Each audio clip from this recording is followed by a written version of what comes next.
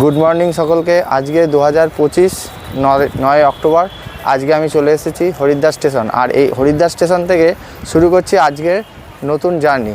আর এই জার্নিতে সম্পূর্ণ ভিডিও আপনাদের সামনে তুলে ধরবো আর দেখাবো এখানকার বর্তমান পরিস্থিতি কী এসছে। এখন হরিদ্বার স্টেশন থেকে আমরা বাইরের দিকে যাচ্ছি।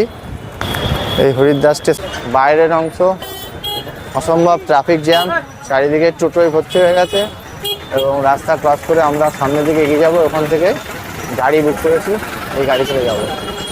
আর এই হচ্ছে হরিদ্বার স্টেশন। আজকের এই কেদারনাথ যাত্রা আমরা শুরু করছি অক্টোবরের শেষের দিক। তবে কেদারনাথ যারা যাবে বলে মনে করবে তার জন্যে সেরা সময় হচ্ছে মে মাস থেকে জুন মাস এবং সেপ্টেম্বর থেকে অক্টোবর। আর জুলাই আর আগস্ট মাসটা যেহেতু বর্ষাপ্রবণ এলাকা, তাই এই 2 মাস এড়িয়ে যাওয়াই ভালো। আমরা শুরু করেছি অক্টোবরের শেষের দিকে। এখন আমরা সোনপ্রয়াগ পৌঁছে গেছি এবং এই সোনপ্রয়াগ থেকে আমরা গাড়ি ধরে পৌঁছে যাব গৌরীকুণ্ড। আর এই ব্রিজ টপকে সামনের দিকে এগিয়ে গেলে ট্রেকার পাবো, যে ট্রেকারে করে আমরা গৌরীকুণ্ডে যাব। গৌরীকুণ্ড থেকেই শুরু হচ্ছে কেদারনাথ যাত্রার মেন রুট। এই কেদারনাথ যাত্রার জন্যে আমরা গৌরীকুণ্ড থেকে শুরু করলাম ট্রেকিং। গৌরীকুণ্ডে আমরা যেভাবে পৌঁছালাম সেটা খুবই বাজে অভিজ্ঞতা। তার কারণ হলো যে গাড়ি করে আমরা গৌরীকুণ্ড অবধি পৌঁছালাম, সেই গাড়ির প্রচণ্ড রকম অব্যবস্থা। যে যেরম পারছে গাড়ি নিয়ে দাঁড়াচ্ছে, পয়সা বেশি চাইছে। একটা ব্যাড এক্সপিরিয়েন্স নিয়ে আমরা গৌরীকুণ্ডে পৌঁছালাম এবং শুরু করলাম সেই কেদারনাথ যাত্রা। এই রাস্তা ধরেই আমরা সামনের দিকে এগিয়ে যাব, তারপরেই শুরু হবে মেন রাস্তা।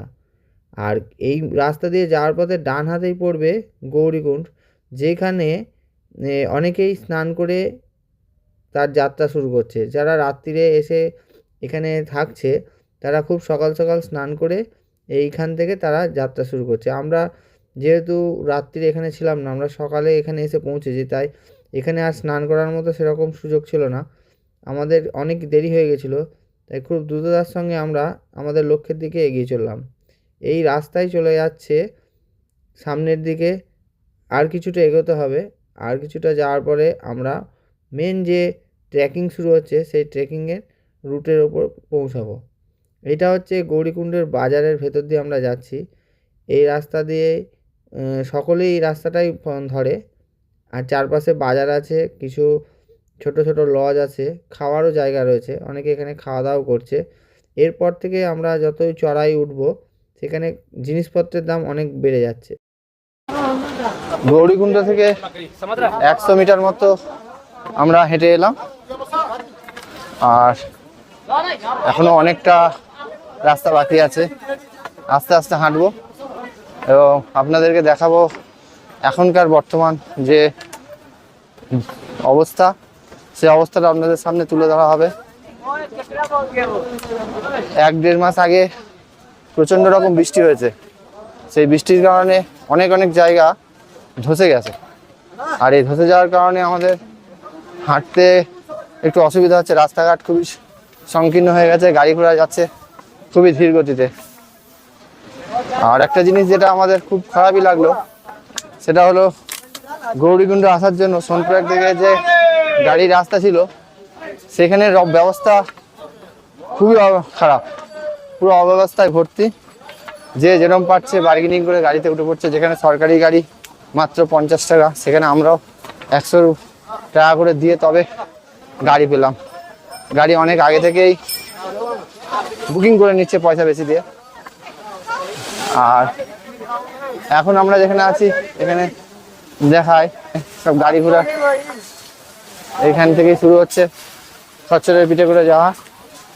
এই সেই রাস্তা, অবস্থাটা দেখুন কি অবস্থা হয়ে রয়েছে রাস্তার, পুরো জল কাদায় ভর্তি। আর এখান দিয়ে মানুষে হেঁটে হেঁটে যাচ্ছে, আমরা খুব সাবধানে হাঁটছি এখান দিয়ে। দেখা যাক কতক্ষণে পৌঁছায় কেদার বাবার কাছে। হর হর মহাদেব বলে আমরা এগিয়ে যাচ্ছি রাস্তা ধরে। এই রাস্তা অনেক মানুষই হাঁটছে আর মাত্র 13-14 দিন বাকি আছে তারপরে শ্রীকেদার এর দরজা কিছুদিনের জন্য বন্ধ হয়ে যাবে, কারণ এখনই বরফ বাড়ি শুরু হয়ে গেছে, আর যত দিন যাবে আরও বেশি বরফ বাড়বে। আমরা উপরে উঠে দেখাবো বরফ পড়ছে। চলুন দেখাতে থাকি আপনাদেরকে বর্তমান কেদারের অবস্থা। चलिए भाई साहब देखते हैं क्या होता है। এখানে ঘোড়াগুলো কিভাবে রাখা আছে দেখেন, রাস্তা পুরো ব্লক করে রাস্তার মধ্যে দাঁড়িয়ে আছে, মানুষের চলাফেরার ক্ষেত্রে খুবই অসুবিধা হচ্ছে। ধাক্কা মেরে উঠে যাচ্ছে, খুব সাবধানে উঠতে হচ্ছে। এই হচ্ছে কেদারনাথে যাত্রা করে সব উঠছে ঝলি করে। আপাতত আমরা 1 কিলোমিটার পর্যন্ত এসেছি, আর এই ঘোড়ায় করে সব ঘোড়া সাওয়ারিরা ঘোড়ায় করে যাচ্ছে, আমরাও তাদের সঙ্গে সঙ্গে সাবধানে এগিয়ে যাচ্ছি। সমস্যা করছে ঘোড়ারা, কিছুই মানছে না, ধাক্কাধুক্কি দিয়ে চলে যাচ্ছে, এই একটা ভয়ের ব্যাপার। আমরা এইভাবেই যেতে হবে। যাওয়ার পথে একটা ছোট ঝর্ণা দেখতে পাচ্ছি, শুরুতেই একটা ঝর্ণা দেখতে পেলাম, আরও হয়তো সামনে আরও সুন্দর সুন্দর ঝর্ণা দেখতে পাবো।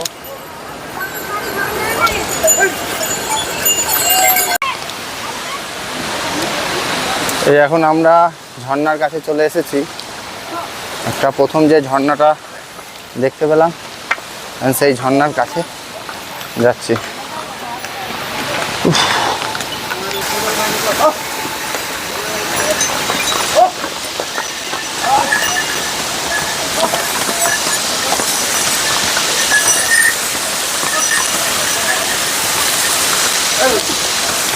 ঝর্ণা একদম কাছে, আপনাদেরকে ঝর্ণাটা দেখায় কত সুন্দর লাগছে।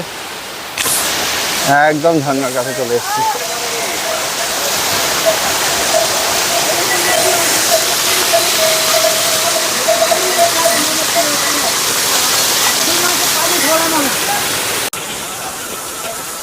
এই এখন আর একটা সুন্দর একটা ঝর্ণার সামনে এসে দাঁড়ালাম, অসাধারণ একটা ঝর্ণা। রাস্তার বাঁকে বাঁকে এই ধরনের ঝর্ণা দেখতে পাচ্ছি, যাতে আমাদের যে কষ্টটা, এই কষ্টটা অনেকটাই কমে যাচ্ছে। অসাধারণ প্রাকৃতিক সৌন্দর্য, খুব সুন্দর ব্যাপার। এখানে আবার রেনবোর মতো দেখা যাচ্ছে। সত্যি প্রকৃতি কতটা সুন্দর সেটা প্রকৃতির কোলে না আসলে বোঝা যায় না। অসাধারণ এই প্রাকৃতিক দৃশ্য, সকল কষ্ট আমাদেরকে কমিয়ে দিচ্ছে এই প্রাকৃতিক সৌন্দর্য। আর মাত্র 11 কিলোমিটার বাকি আছে, এই 11 কিলোমিটারও আমরা পৌঁছে যাব। মাত্র 11 কিলোমিটার বাকি আছে। দেখুন সব কীভাবে আসছে ঘোড়ায় করে, ম্যাক্সিমাম মানুষই ঘোড়ায় করে আসছে। অসাধারণ লাগছে। আর আমার এই ভিডিওটা আপনাদের কেমন লাগছে একটু কমেন্টসে জানাবেন। আমরা এখন রয়েছি জঙ্গলচট্টি থেকে বেশ কিছুটা দূরে, জঙ্গলচট্টি থেকে চলে এসেছি। এখন আমরা রাস্তা দিয়ে হেঁটে যাচ্ছি, আর সামনে প্রাকৃতিক সৌন্দর্য দেখতে পাচ্ছি। দেখতে দেখতে আমরা রাস্তা দিয়ে হেঁটে যাচ্ছি, অসাধারণ রাস্তার দৃশ্য।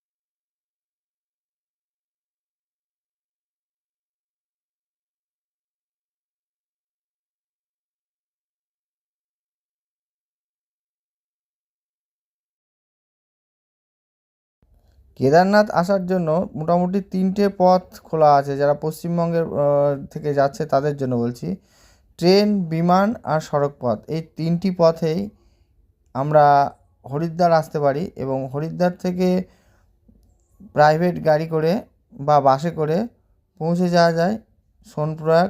সোনপ্রয়াগ থেকে গৌরীকুণ্ড, এবং গৌরীকুণ্ড থেকে হাঁটা পথে কেদার।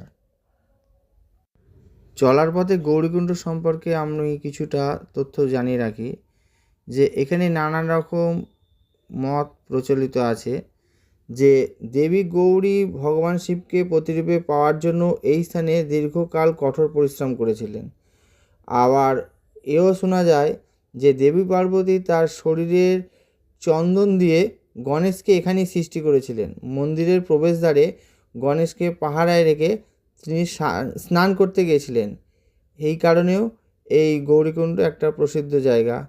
আর এখানে আছে তপ্ত জলের কুণ্ড, যেখানে যাত্রীরা স্নান করতে পারেন। তবে 2013 সালের বন্যার পর এই গৌরীকুণ্ডের আকারের পরিবর্তন হয়। তবে তীর্থযাত্রীরা এখনও এইখানেই পবিত্র স্নান সারেন।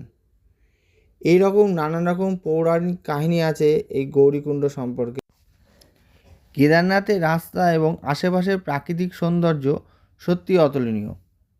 আপনিও যদি সুন্দর বা সব থেকে মনোরম দৃশ্য উপভোগ করতে চান, তবে এই যাত্রাপথ আপনাকে একবার আসতেই হবে। এই যাত্রাপথে কেদারনাথের রাস্তা এবং আশেপাশের যে প্রাকৃতিক সৌন্দর্য সত্যি অতুলনীয়। আপনিও যদি সুন্দর বা সব থেকে মনোরম দৃশ্য উপভোগ করতে চান, তবে একবার এই কেদারনাথ যাত্রা আপনাকে অবশ্যই করতে হবে। এখানকার যে প্রাকৃতিক সৌন্দর্য তা আপনাকে মনোমুগ্ধ করবেই করবে। এই রাস্তায় হেঁটে আসতে হবে এইটার ভাববেন না। মনের জোর এবং মহাদেবের কৃপা থাকলে আপনি অবশ্যই এই কঠিনতম রাস্তাটিকে অতিক্রম করতে পারবেন। তবে এই রাস্তায় চলার পথে যে কষ্ট, সেই কষ্ট আপনাকে ভুলিয়ে দেবে এখানকার প্রাকৃতিক সৌন্দর্য। যতই এগিয়ে যাচ্ছি আর এখানকার প্রাকৃতিক সৌন্দর্য আমাদের মনোমুগ্ধ করে তুলছে। অসাধারণ এর প্রাকৃতিক সৌন্দর্য। পাহাড়ি রাস্তায় চলার পথে যে প্রাকৃতিক সৌন্দর্য আমরা উপভোগ করি, এখানেও ঠিক একই রকম, কিন্তু অনুভূতিটাই সম্পূর্ণ আলাদা। মনের জোর এবং মনের আবেগ না থাকলে এই কঠিনতম রাস্তা অতিক্রম করা খুব একটা সহজ হবে না। আমার ইচ্ছা ছিল সন্ধ্যাবেলায় যে সন্ধ্যা আরতি হয় সেই সন্ধ্যা আরতিটা দেখার, কারণ সেই সময় যে আরতিটা হয় পুরো মন্দির চত্বর আলো দিয়ে সাজানো থাকে এবং সেই সময় একটা আধ্যাত্মিক পরিবেশ ও সুন্দর ভাষার প্রকাশ পায়। তাই ইচ্ছা থাকলেও হয়তো উপায় থাকবে না, কারণ আমরা অনেকটা দেরি করেই শুরু করেছি আমাদের এই যাত্রা। কতক্ষণে পৌঁছাবো জানি না। অনেকটা রাস্তায় চলে এসেছি, কিন্তু এখনও অনেকটা পথ বাকি। যদি বিকেলের মধ্যে আমরা পৌঁছাতে না পারি, তাহলে হয়তো সন্ধ্যা আরতি আর দেখা যাবে না।